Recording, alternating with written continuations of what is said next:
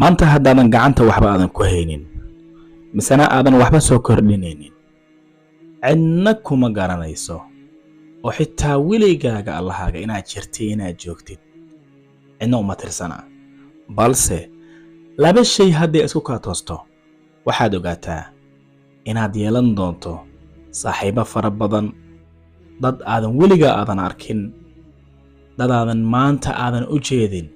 ayaa soo baxaya balse waxaad ogaataa marnaba ha u joojinin oo guulahaaga iyo hadafyadaada waa inay sida cadceed oo kale ay ku cad yihiin ibni aadanku lama raaligeli karo mar walba waxaad isku daydaa inaad ku dadaashid raalli ahaanshaha Allah subxaanahu wa tacaala runtaa waxay tahay maanta haddaad laba shay aad iska hakisid inaad bini aadan aad wax ugu baahato oo aad iska yaraysid baahidaada fara badan aad soo koobtid waxaad ogaataa inuu hadalkaaga qiimo yeelan doono haddaadan raadin inaad magac yeelatid famous noqotid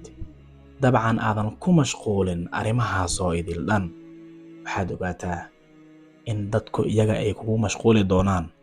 oo erey walba aad tiraadid maskaxdooda ka guuxayso balse intaad bini aadan aad u baahan tahay ruuxoo doonaba ha ahaadee laa wallahi inaadan qiimo aadan yeelan doonin runtaa waxay tahay sidaan ogsoonnahay qof walba maanta qayim leh qiimo leh waxa uu ku dadaalay waxay tahay waa waqtigiisa ayuu ka faa'iidaystay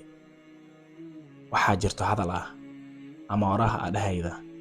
wixii rag u kaco rabbina aqbalo way rumowdaa marka dadaalku yaanan gaabin aad baad u mahadsantihiin asxaabtayda qaaliga meel walba joogtaan waan idin salaamayaa bahda Birlab FX